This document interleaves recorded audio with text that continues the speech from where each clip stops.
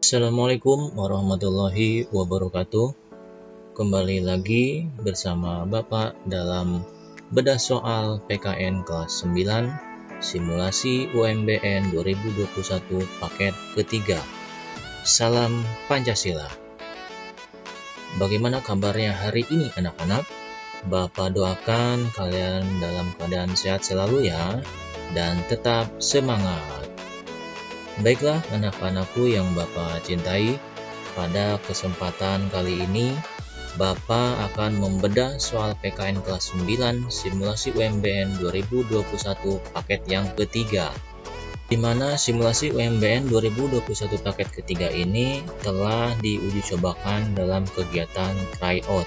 Baiklah anak-anakku yang Bapak cintai, tanpa mengulur-ngulur waktu, kita langsung bedah saja soal simulasi UMBN 2021 paket yang ketiga. Mari kita simak baik-baik ya. Nah, kita di sini anak-anakku yang Bapak cintai, kita bahas soal yang pertama. Di mana soalnya di sini ada tipe soal PG standar ya. Yang pertama, soalnya adalah konstitusi tidak tertulis adalah. Nah, ini adalah tipe soal pemahaman yang harus kalian pahami ya. Jadi konstitusi itu ada yang tertulis dan ada juga yang tidak tertulis. Jadi jenisnya ada dua. Nah, di mana opsinya adalah A. Kebiasaan yang membatasi kekuasaan pemerintah. B. Kebiasaan ketatanegaraan yang sering timbul dalam suatu negara. C. Aturan pokok dasar negara yang mengatur kehidupan suatu bangsa. Dan D. Naskah yang memaparkan rangka dan tugas badan pemerintahan suatu negara. Nah, kira-kira yang mana anak-anak? Awas ya, jangan sampai tertukar. Ada konstitusi tertulis dan ada konstitusi tidak tertulis. Kalau tidak tertulis, itu artinya suatu kebiasaan ya. Seperti apa saja contohnya? Ya, seperti musyawarah mufakat, pidato kenegaraan presiden, dan juga pidato setiap tahun presiden ya. Nah, jadi jawabannya adalah B ya, kebiasaan ketatanegaraan yang sering timbul dalam suatu negara. Nah, ini sangat mudah.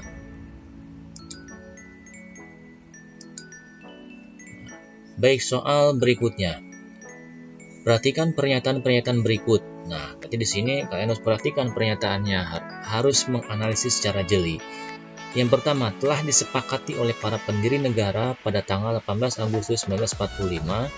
Yang kedua, rumusan Pancasila sebagai dasar negara ditegaskan dalam pembukaan Undang-Undang Dasar Negara Republik Indonesia tahun 1945. Nah, pertanyaannya adalah, kedua hal tersebut merupakan fungsi Pancasila sebagai A. Perjanjian luhur, B. Jiwa bangsa Indonesia, C. Kepribadian bangsa Indonesia, D. Sumber segala sumber hukum. Ini sangat mudah sekali ya anak-anak. Ya, jawabannya adalah A ya, perjanjian luhur. Nah, mengapa jawabannya A? Nah, kan di situ ada kata kuncinya yang harus kalian pahami. Ada kalimat telah disepakati. Nah, yang disepakati berarti kan perjanjian. Baik, soal nomor ketiga. Berdasarkan tabel tersebut, secara berurutan, tokoh yang mengusulkan politik ekonomis demokratik dan tokoh yang mengusulkan agar Indonesia memiliki tujuan akhir, yaitu mensejahterakan bangsa Indonesia adalah. Nah, di situ opsinya ada tiga tokoh ya. Yang pertama Muhammad Yamin, ada Soekarno, dan juga Supomo. Ini sangat mudah ya anak-anak. Intinya kalian harus tahu pemahamannya atau teorinya dulu, artinya pengetahuannya dulu. Apa jawabannya? Ya, jawabannya adalah B ya, nomor 2 dan 1, yaitu Soekarno dan Muhammad Yamin. Itu ya. Baik, berikutnya soal nomor 4. Nah, di sini ada sebuah tabel ya, kalian perhatikan ada tabel 1, 2, 3, dan 4. Langsung ke pertanyaannya. Berdasarkan tabel tersebut, penyimpangan dalam pelaksanaan Pancasila sebagai dasar negara dan pandangan hidup pada rentang tahun 1948 sampai 1950 ditunjukkan tabel nomor. Nah, jadi di sini yang harus kalian lihat ada penyimpangan yang terjadi tahun 48 sampai tahun 50. Ini adalah materi kelas 9 bab pertama ya, yaitu dinamika perwujudan Pancasila. Ini sangat mudah sekali. Jawabannya adalah ya, jawabannya itu adalah yang D ya. Itu kolom nomor 4. Apa sih kolom nomor 4? Yaitu pemberontakan PKI di Madiun yang dipimpin Musso dan juga pemberontakan RMS yang dipimpin oleh Sumokil. Itu ya. Ini soal pemahaman yang sangat mudah. Oke, berikutnya soal nomor 5. Nah, di sini ada sebuah kasus yang harus kalian perhatikan. Kalau ada kasus, kata kuncinya berarti kalian harus mencari kata kunci yang tepat ya. Kita lihat dulu soalnya. Kasus tersebut merupakan dinamika perwujudan nilai dasar Pancasila sebagai ideologi terbuka. Nah, ini berarti materi kelas 9, 91 ya, tentang dinamika. Kita lihat kasusnya seperti apa. Ketika sedang mengikuti pelajaran di kelas, Ani sadar bahwa ia sangat bergantung pada orang tuanya. Misalnya, Ani membutuhkan kedua orang tuanya untuk membiayai sekolahnya. Ia pun menyadari bahwa keluarganya membutuhkan para petani, pekebun, peternak, dan pedagang untuk mendapatkan bahan makanan. Kesadaran tersebut membuatnya tergerak menolong sesama yang membutuhkan dan menjadi manusia yang berguna bagi sesama. Ini kasus yang ditanya adalah merupakan dinamika perwujudan nilai Pancasila ideologi terbuka, yaitu nilai A. Nilai ketuhanan dalam Pancasila, B. Kemanusiaan dalam Pancasila, C. Persatuan dalam Pancasila, apakah D. Keadilan dalam Pancasila. Nah, ini ada kata kuncinya yang harus kalian pahami ya. Kata kuncinya apa di sini? Ya, yaitu tergerak menolong sesama. Kalau tergerak menolong sesama, berarti ini ada sifat kemanusiaan ya. Berarti jawabannya adalah B ya, kemanusiaan dalam Pancasila. Baik, berikutnya adalah soal nomor 6. Tokoh yang menyampaikan pidato yang berjudul Asas dan Kebangsaan Indonesia adalah. Nah, ini tipe soal yang harus kalian pahami dulu konsepnya atau pengetahuannya ya. Yaitu jawabannya adalah Muhammad Yamin ya, yang A. Di mana beliau berpidato tanggal 29 Mei tahun 1945. Judul pidatonya Asas dan Kebangsaan Indonesia, yang mana peri kerakyatan yang di dalamnya terdiri dari satu permusyawaratan, 2 perwakilan, dan ketiga adalah kebijaksanaan. Jadi isinya adalah Muhammad Yamin.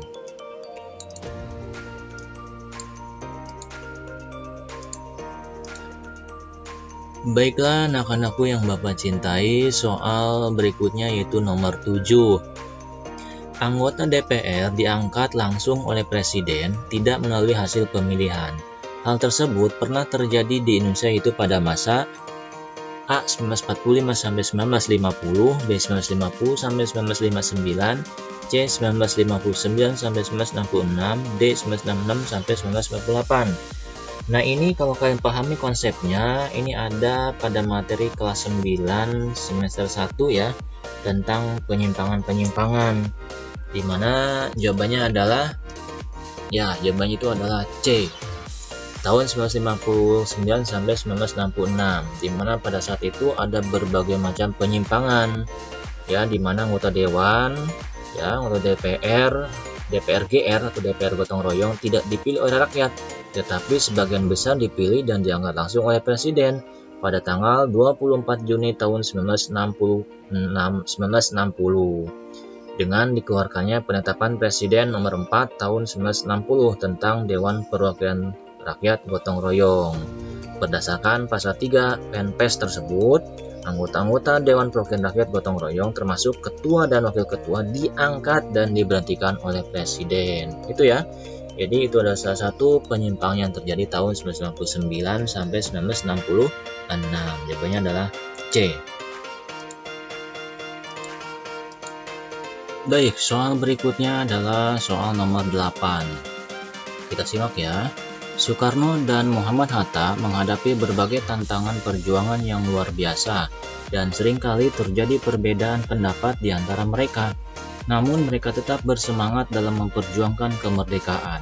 Sikap komitmen para pendiri bangsa yang dapat diteladani para pelajar dan generasi penerus bangsa adalah A. Rasa bangga sebagai bangsa yang memiliki wilayah luas dan subur. B. Menerima Pancasila sebagai dasar negara yang dibentuk pendiri negara. C. Melakukan pengorbanan pribadi dan kelompok. D. Selalu bersemangat dan berjuang untuk daerahnya. Nah, jadi kalau ada tipe soal seperti ini, kalian cukup melihat sikap seperti apa. Di sini kata kuncinya adalah perjuangan yang luar biasa. Nah, dalam memperjuangkan kemerdekaan. Artinya, kalian sebagai generasi penerus ya harus menerima Pancasila sebagai dasar negara yang dibentuk oleh pendiri negara. Ya, jawabannya adalah B ya. Ini sangat mudah sekali. Baik, soal berikutnya yaitu nomor 9. 5 daerah di Indonesia yang menyandang status daerah istimewa adalah, nah ini tipe soal pengetahuan umum yang harus kalian pahami ya. Jadi ada 5 daerah di Indonesia yang memiliki status istimewa. Ada status istimewa, ada juga status otonomi khusus ya. Jawabannya adalah A ya, Aceh, DKI Jakarta, Yogyakarta dan juga Papua. Nah, di sini di mana Aceh ini ya diatur, kenapa disebut daerah istimewa? Ya karena diatur dalam Undang-Undang Nomor 11 Tahun 2006 tentang pemerintahan Aceh. Sedangkan DKI Jakarta itu diatur dalam Undang-Undang Nomor 29 Tahun 2007 tentang pemerintahan daerah khusus ibu kota Negara Kesatuan Republik Indonesia. Sedangkan di daerah istimewa Yogyakarta itu diatur dalam Undang-Undang Nomor 9 Tahun 1955 tentang pembentukan daerah istimewa Yogyakarta. Sedangkan Papua dan Papua Barat itu termasuk daerah otonomi khusus ya. Jadi yang termasuk daerah otonomi khusus itu adalah DKI Jakarta, Papua dan Papua Barat. Sedangkan Aceh dan Yogyakarta adalah daerah istimewa. Jadi Papua dan Papua Barat itu diatur dalam Undang-Undang Nomor 21 Tahun 2001 yaitu tentang otonomi khusus Provinsi Papua. Nah itu ya anak-anak, ini jawabannya adalah A. Baik anak-anak, soal berikutnya yaitu soal nomor 10. Nah di sini ada tabel ya, ada 5 pernyataan. Kita simak pertanyaannya dulu. Berdasarkan pernyataan tersebut, arti penting Pancasila sebagai dasar negara ditunjukkan oleh nomor. Nah, sekali lagi ya, di sini Pancasila sebagai dasar negara. Ingat, dasar negara, bukan dasar yang lain, dasar hukum dan lain sebagainya. Kita lihat pernyataannya. 1. Sumber dari segala sumber hukum. Nah, ini awas, sumber dari segala sumber hukum ini bukan jadi artinya Pancasila sebagai sumber hukum ya. Ini sebagai dasar negara. Maka kalau ada poin nomor 1, berarti ini dicoret ya. Nah, kita analisis satu-satu nih, berarti A dan B berarti ini nggak usah dipilih ya, karena nomor 1 tidak termasuk. Karena pertanyaannya ada sebagai dasar negara, bukan sebagai dasar hukum. 2. Cita-cita luhur bangsa Indonesia dan negara yang harus diwujudkan. 3. Memberi petunjuk arah bangsa dan negara Indonesia. 4. Pedoman bersikap, berpikir, dan bertingkah laku sehingga terbentuk kepribadian yang membedakan dengan negara bangsa lain. 5. Pedoman atau norma dalam penyelenggaraan Indonesia. 6. Asas kerohanian tertib hukum di Indonesia. Nah, kita lihat ya. Jadi di sini nomor 5, pedoman atau norma dalam penyelenggaraan negara. Itu pedoman itu adalah undang-undang dasar ya. Jadi kalau ada nomor 5 berarti ini dicoret. Nah, 5 dicoret ya. Nah, berarti jawabannya adalah C. Nah, itu begitu cara menganalisisnya. Namun kalian juga harus tahu konsepnya ya, konsep dasarnya dulu. Pertanyaan adalah Pancasila sebagai dasar negara, awas, dasar negara atau bukan dasar hukum ya. Baik, soal berikutnya itu nomor 11, di mana kita lihat pertanyaannya, urutan rumusan awal Pancasila sebagai dasar negara yang benar adalah. Nah, berarti kalau tipe soal seperti ini berdasar kepada Piagam Jakarta ya, yang terjadi tanggal 22 Juni 1945 ya, dimana dibentuk panitia 9. Urutannya kita dulu ya. Nomor 1, kerakyatan yang dipimpin oleh hikmat kebijaksanaan dalam permusyawaratan garis miring perwakilan. 2, keadilan sosial bagi seluruh rakyat Indonesia.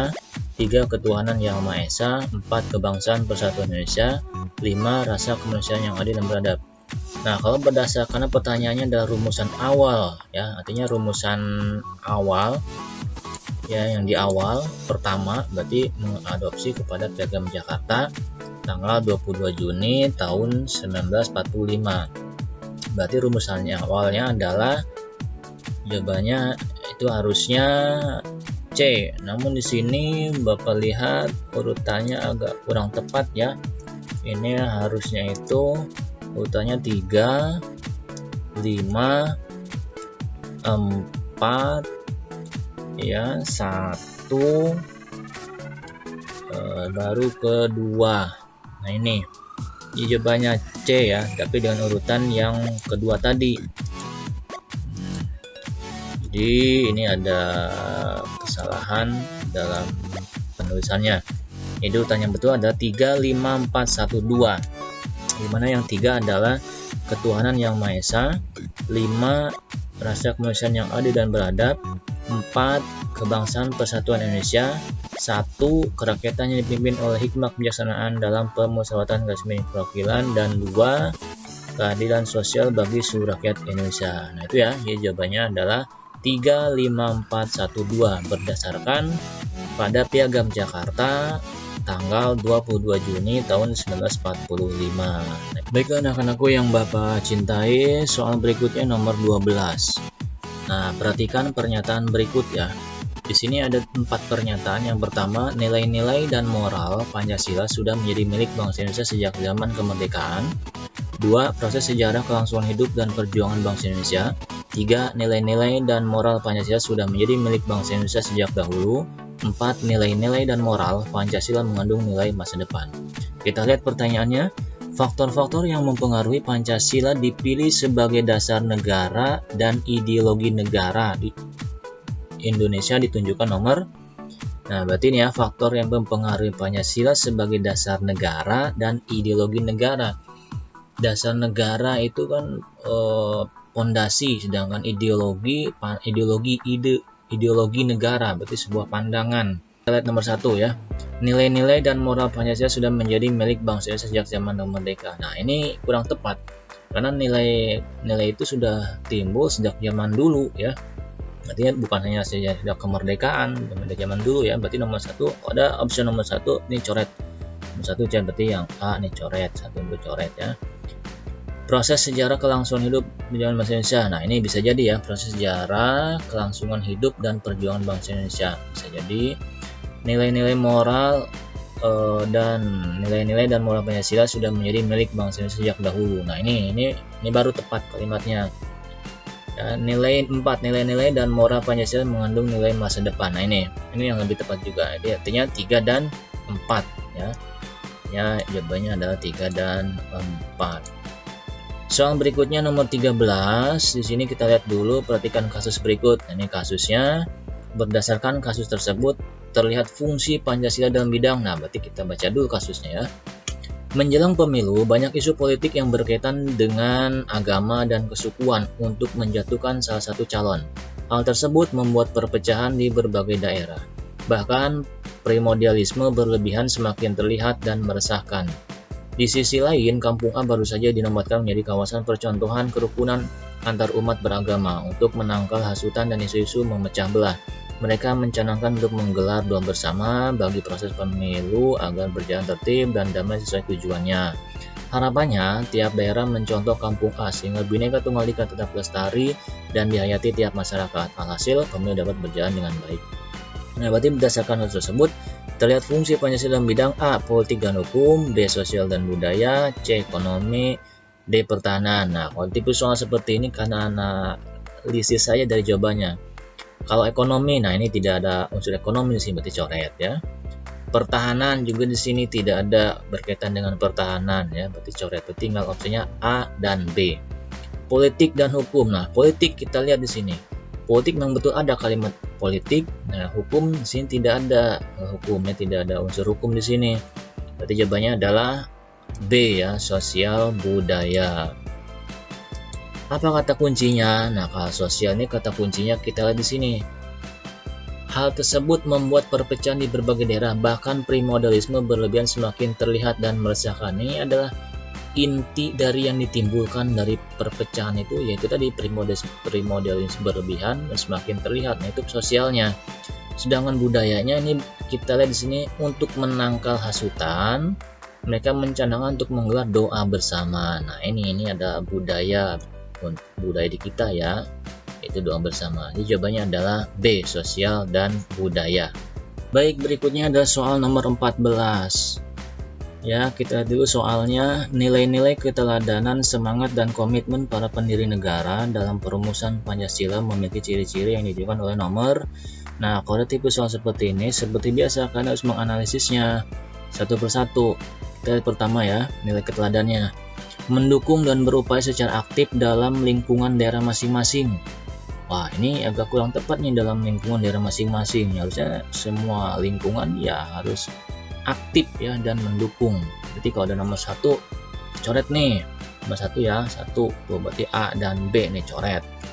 Bekerja tanpa pamrih untuk kepentingan kelompok. Nah, ini juga kurang tepat. Udah tuh gampang, 1, 2 coret, berarti sisanya adalah 3, 4, 5. Ada nggak 3, 4, 5? Nah, berarti jawabannya D.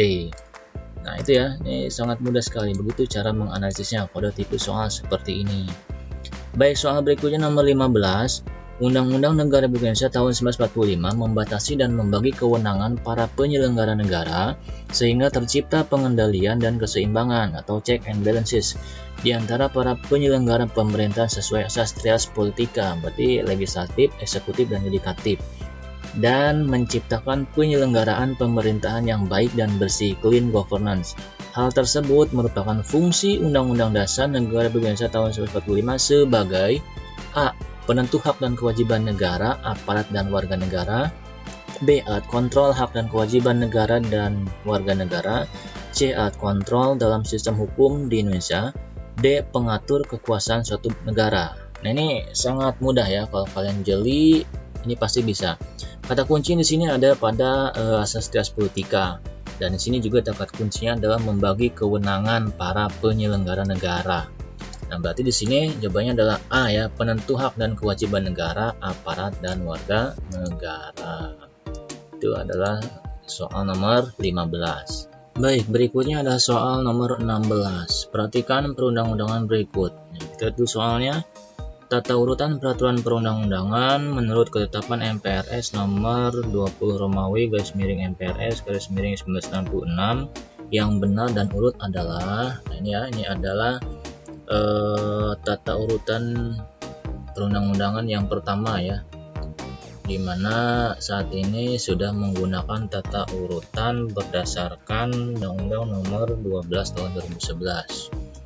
Sedangkan yang di soal ini adalah tata urutan berdasarkan TAP MPRS tahun 1966. Tata urutannya adalah, nah kalau kalian paham teorinya pasti ini sangat mudah ya, jawabannya adalah C ya, 6, 3, 4, 5, 1, 2. 6 yaitu Undang-Undang Dasar Negara Republik Indonesia tahun 1945, 3 ketetapan MPR, 4 Undang-Undang atau Perpu, 5 yaitu peraturan pemerintah, 1 keputusan presiden, dan 2 adalah peraturan pelaksanaan lainnya. Nah, itu adalah urutan yang benar tata urut perundang-undangan menurut TAP MPRS nomor 20 Romawi _MPRS _1966. Jawabannya adalah C ya. Baik, soal berikutnya yaitu nomor 17. Secara objektif, segala bentuk penyajian di atas dunia tidak sesuai dengan pri kemanusiaan dan pri keadilan. Untuk itu, secara subjektif, bangsa Indonesia memiliki aspirasi untuk melepaskan diri dari penjajahan. Hal tersebut merupakan makna pokok pikiran pembukaan Undang-Undang Dasar Negara Republik Indonesia tahun 1945, yaitu A. Persatuan, B. Keadilan sosial, C. Kedaulatan rakyat, dan D. Ketuhanan. Ini adalah materi soal kelas 9 semester 1 ya, bab yang kedua tentang pokok pikiran pembukaan Undang-Undang Dasar Negara Republik Indonesia tahun 1945, di mana dalam pokok pikiran itu ada 4, ada pokok pikiran persatuan, keadilan sosial, kedaulatan rakyat, dan ketuhanan. Di sini kata kuncinya adalah ini ya, penjajahan di atas dunia tidak sesuai dengan pri kemanusiaan dan pri keadilan, dan secara subjektifnya bangsa Indonesia memiliki aspirasi untuk melepaskan diri dari penjajahan. Maka untuk mencapai ini maka dibutuhkan suatu persatuan ya. Untuk mencapai semua itu butuh yang namanya persatuan untuk merdeka. Kalau nggak bersatu ya tidak akan mungkin merdeka. Jadi jawabannya adalah A. Baik, soal berikutnya itu nomor 18. Kedaulatan adalah kekuasaan tertinggi dalam suatu negara dan akan tetap ada selama keberadaan negara masih ada. Hal tersebut mempunyai makna bahwa kedaulatan negara bersifat A. Permanen, B. bulat, C. asli, D. tidak terbatas. Ini sangat mudah ya. Jawabannya adalah ya A. permanen, artinya tidak mudah dirubah-rubah. Tetap kedaulatan berada di tangan rakyat. Baik, soal berikutnya yaitu nomor 19. Setiap peraturan perundang-undangan di bawah Undang-Undang Dasar Negara Republik Indonesia tahun 1945 harus berlandaskan, bersumberkan, serta tidak boleh bertentangan dengan Undang-Undang Dasar Negara Republik Indonesia tahun 1945. Hal tersebut menunjukkan Undang-Undang Dasar 1945 yaitu sebagai A. alat kontrol untuk mengecek hukum yang lebih rendah sesuai atau bertentangan dengan ketentuan Undang-Undang Dasar Negara Republik Indonesia tahun 1945. B. motivasi dalam pembuatan undang-undang tidak bertentangan dengan ketentuan Undang-Undang Negara Republik Indonesia tahun 1945. C. hukum dasar tertinggi sehingga semua perundangan boleh bertentangan dengan Undang-Undang Dasar Negara Republik Indonesia tahun 1945. D. hukum dasar tertinggi setelah landasan ideal Pancasila dan Undang-Undang Dasar Negara Republik Indonesia tahun 1945. Nah, ini sangat mudah ya. Kita lihat di sini, artinya undang-undang ini, Undang-Undang Dasar itu sebagai hukum dasar ya, artinya sebagai alat kontrol. Nah, jawabannya adalah yang A. Sebenarnya kalian bisa menganalisis juga ya, kalau motivasi itu bisa saja namun tidak mungkin. Hukum dasar tertinggi yang C, hukum dasar tertinggi sehingga semua perundangan boleh bertentangan ini jelas salah ya, coret. Yang D, hukum dasar tertinggi setelah landasan ideal. Nah, ini juga kurang tepat. Ini jawabannya adalah yang A. Baik, soal berikutnya yaitu nomor 20. Kedaulatan yang dianut bangsa Indonesia menurut pasal 1 ayat 2 dan pasal 27 ayat 1 Undang-Undang Dasar Negara Republik Indonesia tahun 1945 adalah, nah ini sangat mudah ya, intinya kan tahu dulu pasal 1 ayat 2 bunyinya seperti apa dan pasal 27 ayat 1 bunyinya seperti apa. Jawabannya adalah D ya, kedaulatan rakyat dan hukum. Kita lihat bahwasanya pasal 1 ayat 2 itu berbunyi kedaulatan berada di tangan rakyat dan dilaksanakan menurut Undang-Undang Dasar. Sedangkan pasal 27 ayat 1 itu berbunyi segala warga negara bersamaan kedudukannya di dalam hukum dan pemerintahan dan wajib menjunjung hukum dan pemerintahan itu dengan tidak ada kecualinya. Nah itu ya. Jadi kalau kalian hafal pasal tersebut, insya Allah mudah. Ya, jawabannya adalah D ya. Baik, soal berikutnya adalah soal nomor 21. Nah, di sini ada 5 pernyataan ya. Kita lihat dulu soalnya. Kesepakatan dasar berkaitan dengan perubahan Undang-Undang Dasar Negara Republik Indonesia tahun 1945 ditunjukkan oleh nomor. Nah, jadi kata kuncinya adalah kesepakatan dasar. Itu kata kuncinya ya, kesepakatan dasarnya. Kita lihat nomor 1, tidak mengubah pembukaan UUD NRI tahun 1945. Ya, bisa jadi. 2. Tetap mempertahankan NKRI. 3. Melakukan perubahan dengan musyawarah, pasti ya. 4. Memasukkan Undang-Undang Dasar Negara Republik Indonesia tahun 1945 yang bersifat normatif dalam pasal-pasal. Nah, ini tidak mungkin. Jadi artinya tidak mungkin seluruh norma sendi kehidupan bangsa dimasukkan dalam Undang-Undang Dasar ya. Jadi kalau ada soal nomor 4, ini nomor 4 maka coret. Mengubah sistem pemerintahan presidensial. Nah, ini juga hampir tidak ya. Jadi jawabannya adalah 1, 2, dan 3. Oke, itu jawabannya adalah A ya. 1, 2, dan 3. Baik, soal nomor 22. Dalam sebuah pemilu di suatu daerah atau di sebuah daerah, di beberapa TPS tempat pemungutan suara, para pendukung salah satu calon dilarang menggunakan hak pilihnya. Wah, kalau ada kata dilarang berarti ini diskriminatif nih. Oleh sekelompok orang. Dengan demikian, suara untuk calon tersebut mengalami penurunan. Kasus tersebut adalah pelanggaran terhadap asas ... dalam pemilu. A. Langsung, B. Umum, C. Bebas, dan D. Rahasia. Ini mudah ya anak-anak, jawabannya adalah B ya, umum. Nah, mengapa umum? Karena yang namanya pemilu itu bersifat secara umum bagi seluruh warga negara tanpa adanya diskriminasi. Itu ya, jawabannya adalah B. Baik, berikutnya adalah soal nomor 23. Berbagai proyek pembangunan prasarana umum yang telah terrealisasi di Indonesia merupakan perwujudan pokok pikiran pembukaan Undang-Undang Dasar Negara Republik Indonesia tahun 1945, yaitu A. Ketuhanan Yang Maha Esa dan Kemanusiaan, B. Keadilan sosial, C. Persatuan, D. Kesejahteraan rakyat. Nah, ini sangat mudah ya. Ini pokok pikiran pembukaan. Nah, kata kuncinya di sini adalah berbagai proyek pembangunan prasarana umum yang telah terrealisasi di Indonesia. Artinya, kalau telah terrealisasi di Indonesia artinya harus menyeluruh, adil. Maka jawabannya adalah keadilan sosial. Nah, ini itu jawabannya B. Soal nomor 24. Dini, Yuni, dan Ani berboncengan dengan sepeda motor untuk berangkat ke sekolah. Kasus tersebut merupakan bentuk pelanggaran norma. Ini sangat mudah ya, norma hukum. Kenapa? Ya, itu motor itu maksimal untuk membonceng 2 ya. Sedangkan ini ada 3, Dini, Yuni, dan Ani. Nah, apakah menggunakan helm? Nah, kita nggak tahu ya. Yang jelas dari 3 orang ini saja sudah salah melanggar norma hukum. Jawabannya adalah B. Baiklah anak-anakku yang Bapak cintai, berikutnya soal nomor 25.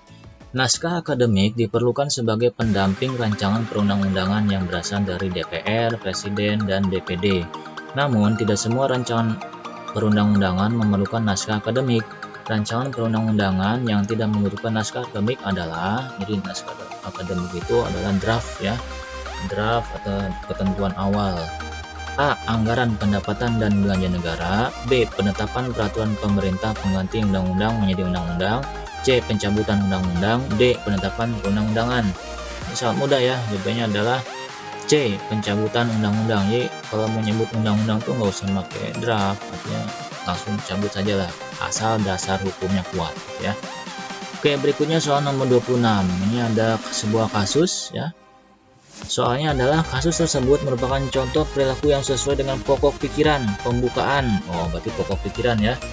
Kasusnya adalah seorang pemuka agama mengajak para jemaat atau umat untuk menjaga persatuan dan kesatuan yang di tengah gejolak politik di dalam negeri. Ia menegaskan bahwa setiap warga negara tanpa memandang latar belakang agama, suku, dan golongan harus dan wajib mempertahankan persatuan dan kesatuan bangsa. Selain itu, ia mengajak para orang tua untuk memberikan pendidikan mengenai hal tersebut sejak dini kepada anak-anaknya.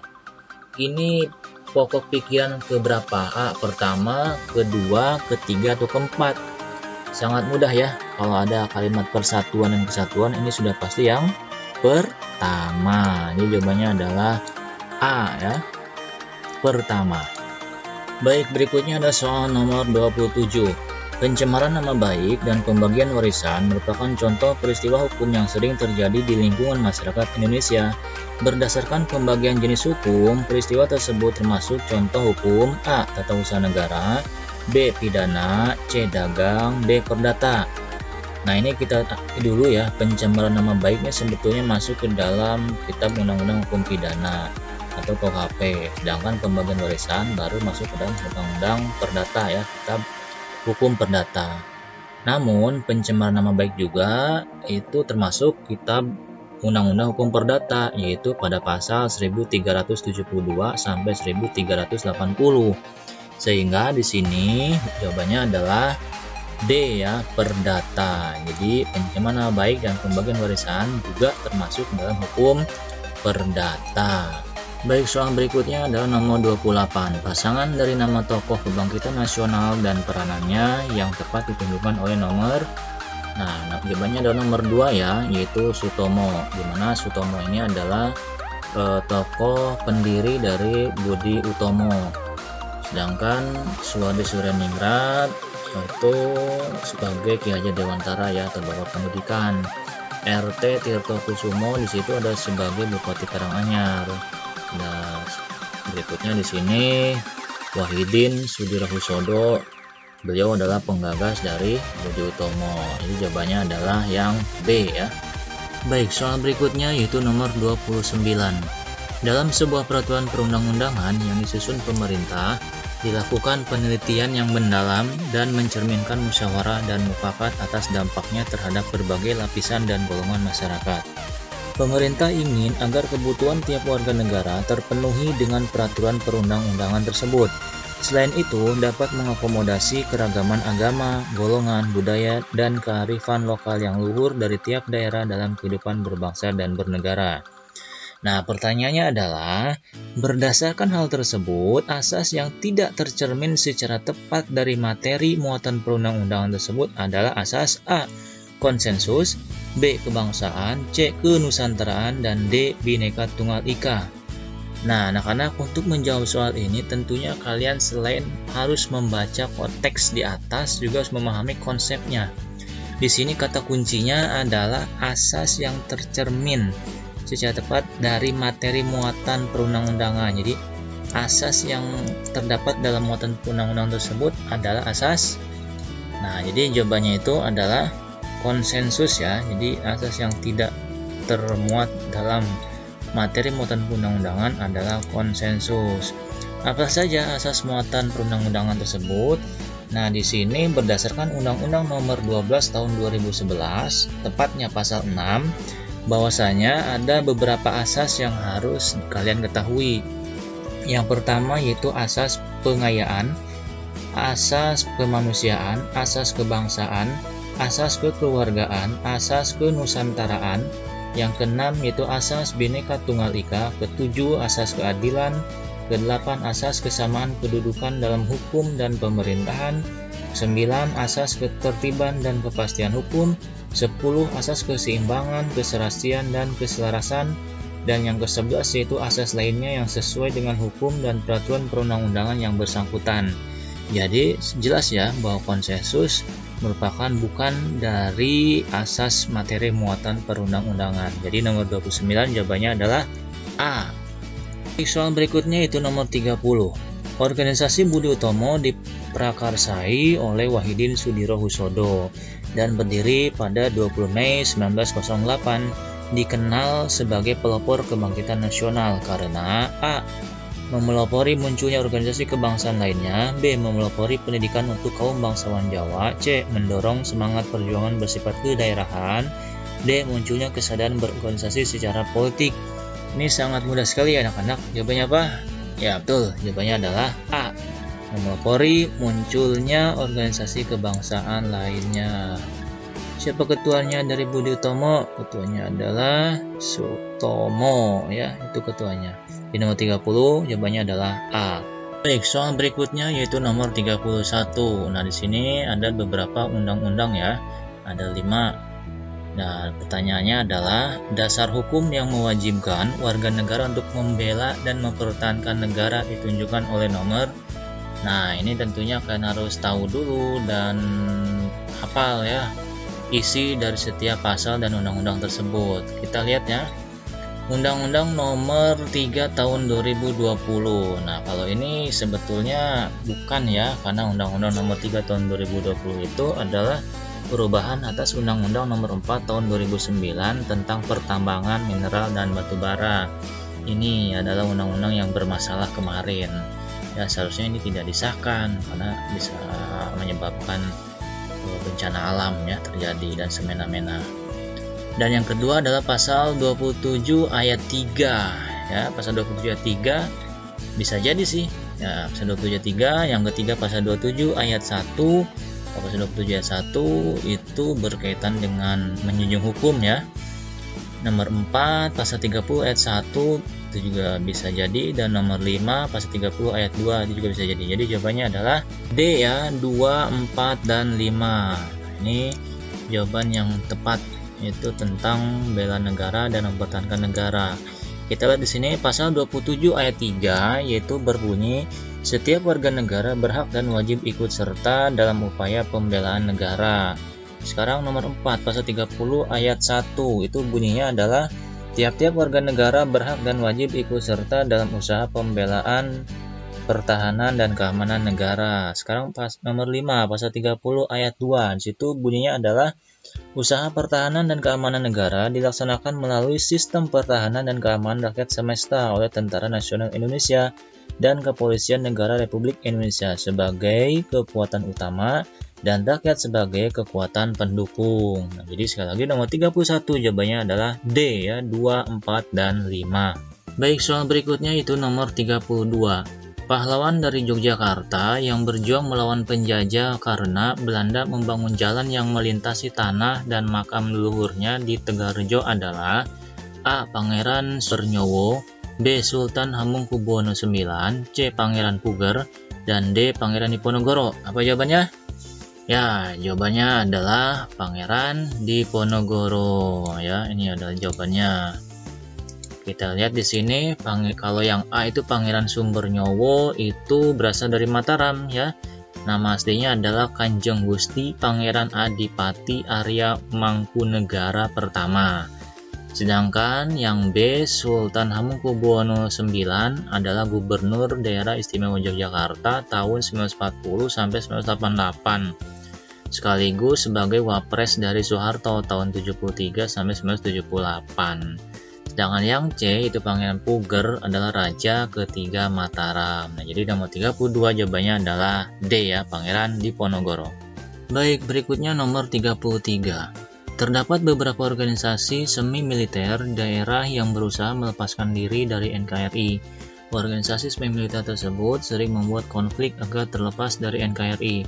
Konflik yang terjadi dalam ilustrasi tersebut merupakan salah satu bentuk tindakan A. Anarkisme, B. Nasionalisme, C. Chauvinisme, dan D. Separatisme. Ini adalah sangat mudah ya anak-anak, jawabannya adalah separatisme. Ya, ini ya, D. D yaitu separatisme. Dimana kalau anarkisme itu adalah gerakan yang menggunakan kekerasan. Nasionalisme itu adalah cinta terhadap tanah air.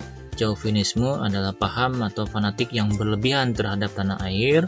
Sedangkan separatisme adalah gerakan untuk memisahkan diri dari suatu wilayah. Jawabannya adalah D ya, separatisme. Berikutnya adalah soal nomor 34.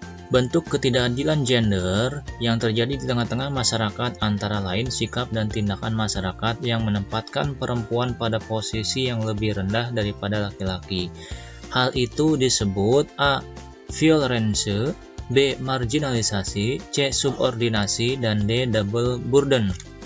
Jawabannya adalah, yang mudah ya anak-anak, jawabannya itu adalah C, yaitu subordinasi. Nah, yang mana kita bahas satu-satu. Violence itu artinya adalah kekerasan ya. Sedangkan B, marginalisasi, yaitu pembatasan. Nah, yang C, subordinasi, yaitu bawahan. Sedangkan yang D, double burden, adalah beban ganda. Jadi untuk soal nomor 34 yang tepat adalah C, subordinasi. Nomor 35. Pertahanan, kesejahteraan, dan penegakan keadilan merupakan titik-titik negara. A. Fungsi, B. Tujuan, C. Bentuk, D. Ciri-ciri. Ini sangat mudah ya anak-anak. Intinya kalian harus tahu, paham dulu teori-teorinya. Ini jawabannya adalah apa? Ya, fungsi negara. Dimana fungsi negara ini ada beberapa ya, diantaranya itu melaksanakan ketertiban dan keamanan. Yang kedua bisa juga menegakkan keadilan, memperkuat pertahanan, dan mengusahakan kesejahteraan dan kemakmuran. Jadi nomor 35 jawabannya adalah fungsi negara. Berikutnya yaitu nomor 36. Perhatikan pernyataan berikut. Yang pertama, melakukan siskamling. Kedua, menjaga keseimbangan hak dan kewajiban. Ketiga, mensukseskan pemilihan umum. Dan yang keempat, mengembangkan usaha kecil dan menengah. Pertanyaannya adalah, berdasarkan pernyataan tersebut, perwujudan partisipasi masyarakat dalam upaya bela negara dalam bidang politik dan hukum ditunjukkan oleh nomor. Ini sangat mudah ya anak-anak, kata kuncinya adalah perwujudan partisipasi masyarakat. Nah, partisipasi masyarakat dalam usaha bela negara dalam bidang politik dan hukum. Kita analisis, melakukan siskamling itu adalah pertahanan keamanan ya. Partisipasi masyarakat pertahanan keamanan.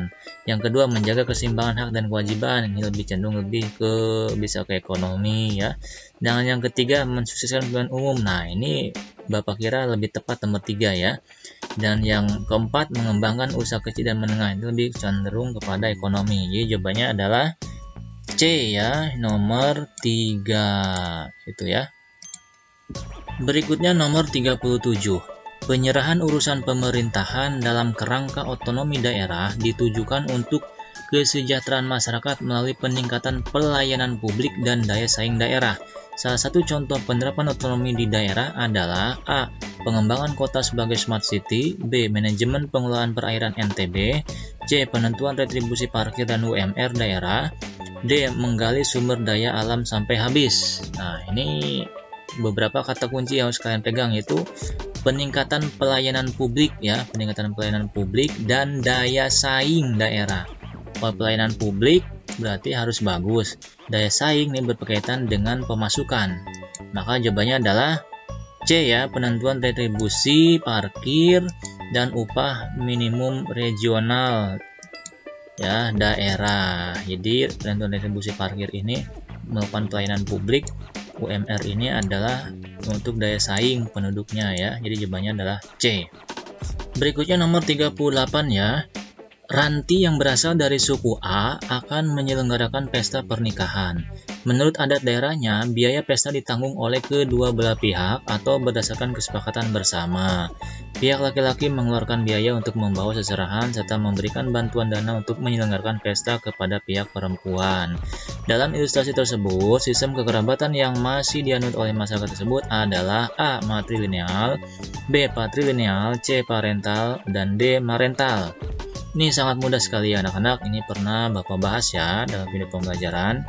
Jawabannya adalah ya C ya, parental. Artinya adat kebiasaan di mana biaya pernikahan ditanggung oleh kedua belah pihak. Kalau matrilineal ditanggung oleh ya pihak perempuan, kalau patrilineal ditanggung oleh pihak laki-laki, sedangkan marentalnya sebuah pengecoh saja.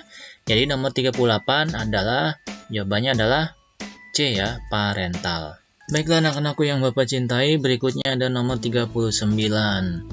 Bahasa gaul memang digemari anak-anak remaja saat ini. Sejatinya, bahasa gaul mulai dikenal dan digunakan kelompok tertentu sekitar tahun 1970. Selain itu, generasi muda saat ini gemar menggunakan bahasa asing. Hal tersebut tentu sangat baik untuk menghadapi tantangan zaman dan kemajuan teknologi. Namun, terkadang generasi muda lupa untuk mengasah kemampuan berbahasa Indonesia. Bahkan kerap dijumpai banyak anak-anak yang fasih berbahasa gaul ataupun berbahasa asing daripada berbahasa Indonesia yang baik dan benar. Nah, sebagai generasi muda yang mencintai dan ingin melestarikan semangat dan nilai Sumpah Pemuda, hal yang dapat langsung kamu lakukan untuk menjawab kegelisahan tersebut adalah A. Meminta orang tua untuk mencarikan dan memberikan les bahasa Indonesia. B. Menasihati teman-teman yang kerap menggunakan bahasa gaul dan bahasa asing dalam kehidupan sehari-hari. C. Menumbuhkan kesadaran dan mulai belajar dan berbahasa Indonesia dengan baik dan benar. D. Mengajak teman-teman kelas untuk berbahasa Indonesia dan belajar dengan baik. Kalau kalian menemui soal tipe seperti ini, yang kalian harus perhatikan adalah kejelian kalian dalam memilih jawaban. Ini pengecohnya adalah soal yang kalimat yang pernyataan yang panjang, tapi ini jawabannya singkat namun padat. Jadi jawabannya adalah C ya, yaitu menumbuhkan kesadaran dan mulai belajar dan berbahasa Indonesia dengan baik dan benar. Itu yang harus kalian lakukan sebagai generasi penerus saat ini. Baik, soal berikutnya nomor 40, dampak positif keberagaman bagi bangsa Indonesia adalah A. Mempermudah masyarakat untuk mewujudkan cita-cita nasional. B. Menjadikan bangsa dihargai bangsa lain karena kemajemukannya. C. Sebagai salah satu unsur yang dapat menumbuhkan sikap nasionalisme. D. Menunjukkan luas dan kayanya unsur-unsur yang dimiliki bangsa Indonesia. Nah, ini intinya adalah dampak positif dari keberagaman. Kalau Indonesia itu banyak ragamnya, itu supaya diapain sih oleh bangsa lain? Intinya itu supaya dihargai ya. Jadi jawabannya adalah B. Yaitu menjadikan bangsa yang dihargai bangsa lain karena kemajemukannya. Ini nomor 40, mudah sekali. Berikutnya yaitu nomor 41. Suatu bangsa yang dijajah memiliki pemikiran bahwa penjajahan harus dihapuskan karena membawa penderitaan dan kesengsaraan. Dalam diri bangsa tersebut lahirlah tekad persatuan dan kesatuan untuk melepaskan diri dari penjajahan. Hal tersebut merupakan fungsi Pancasila sebagai A. Ideologi nasional, B. Kepribadian bangsa, C. Sumber segala hukum, D. Pandangan hidup bangsa. Ini sangat mudah ya anak-anak. Jawabannya adalah ya D. Pandangan hidup bangsa. Artinya tidak ada satupun bangsa yang ingin dijajah ya. Baik, berikutnya nomor 42. Aldi merupakan salah satu siswa di SMP Bunga yang setiap kali diberi tugas oleh gurunya selalu dikerjakan dan diselesaikan tepat waktu. Ia juga termasuk siswa yang selalu hadir tepat waktu dan menaati peraturan di sekolah. Sikap Aldi merupakan cerminan dari pembukaan Undang-Undang Dasar Negara Republik Indonesia tahun 1945. Pokok pikiran A. 1, B. 2, C. 3, D. 4. Apa jawabannya? Ya, ini sangat mudah ya. Jawabannya adalah B ya, 2. Jadi pokok pikiran yang kedua. Baik, berikutnya yaitu nomor 43.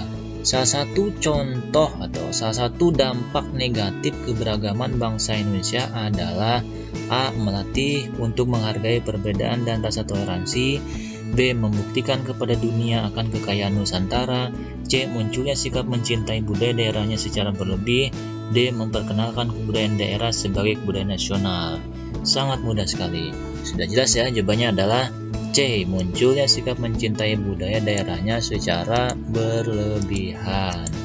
Baiklah anak-anak yang Bapak banggakan, berikutnya soal nomor 44. Sebagai seorang pelajar MTS, hal yang dapat dilakukan untuk menghadapi ancaman dalam bidang ekonomi antara lain: A. Mempelajari dengan serius cara berkomunikasi yang baik dengan mengikuti berbagai seminar, B. Berlatih manajemen keuangan dengan membaca buku dan mengikuti seminar, C. Belajar dengan baik di sekolah sehingga kelak memiliki kemampuan untuk bersaing, D. Berteman dengan siapa saja tanpa membeda-bedakan sebagai upaya membangun jaringan pertemanan.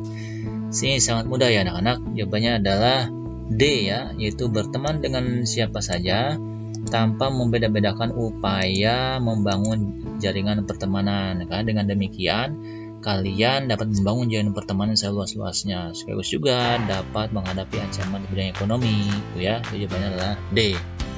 Nomor 45, masyarakat multikultural dipandang sebagai masyarakat yang memiliki beragam kelompok sosial dengan sistem norma dan kebudayaan yang berbeda-beda.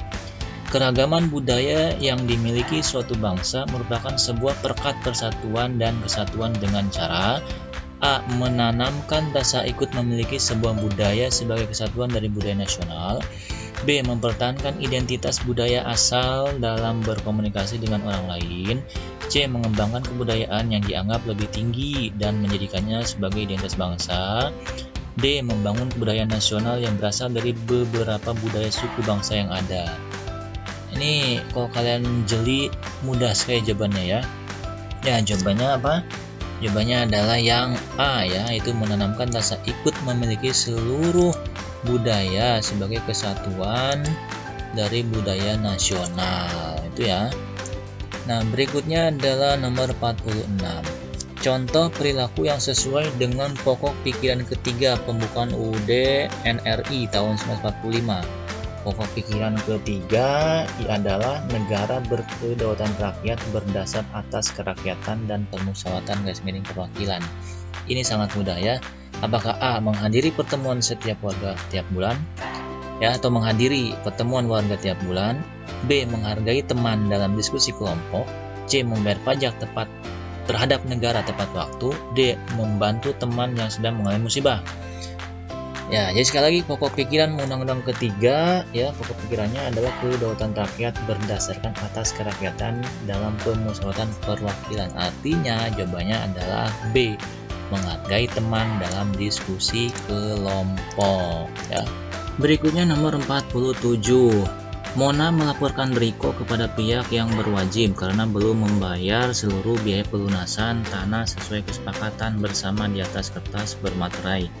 Berdasarkan kasus tersebut, tindakan yang dilakukan Riko termasuk jenis hukum: A. Pidana, B. Perdata, C. Tata negara, atau D. Administrasi negara.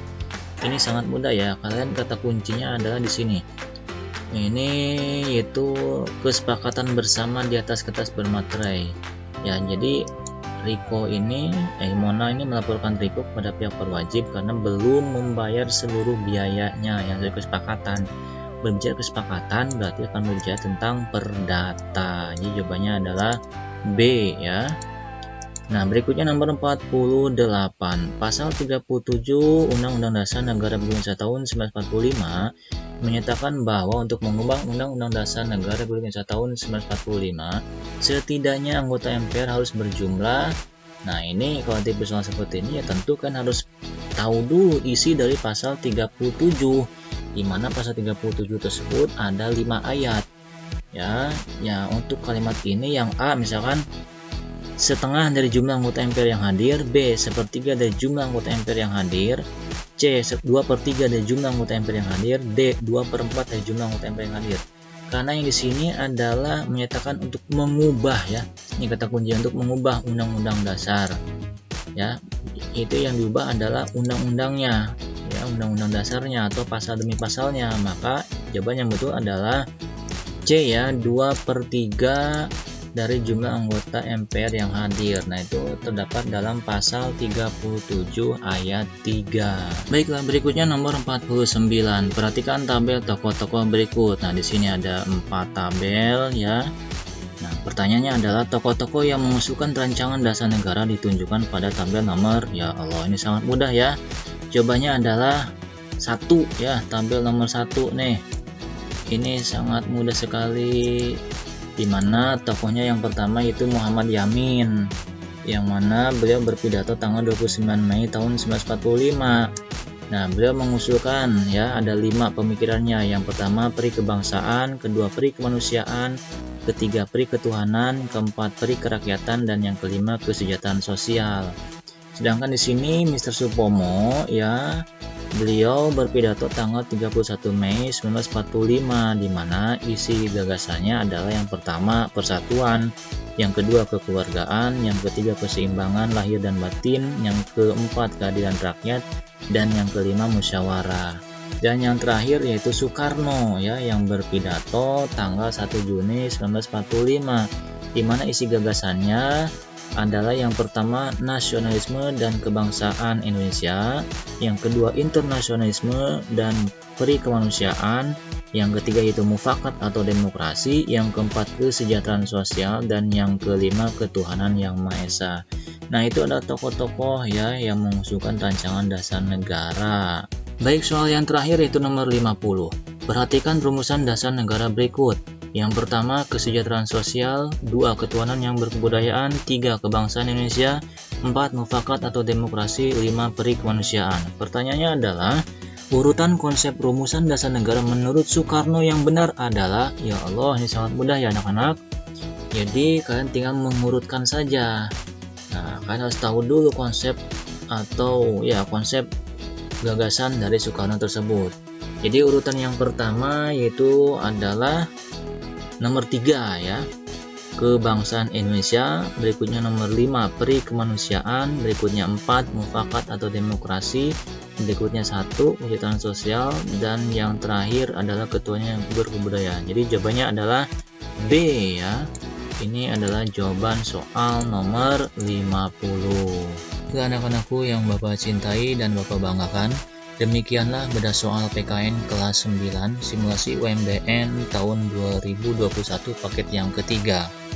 Mudah-mudahan bermanfaat dan jangan lupa belajar ya untuk mempersiapkan ujian madrasah berstandar nasional. Baik anak-anakku yang Bapak cintai, sampai jumpa di lain kesempatan. Wabillahi taufiq wal hidayah. Wassalamualaikum warahmatullahi wabarakatuh. Salam Pancasila.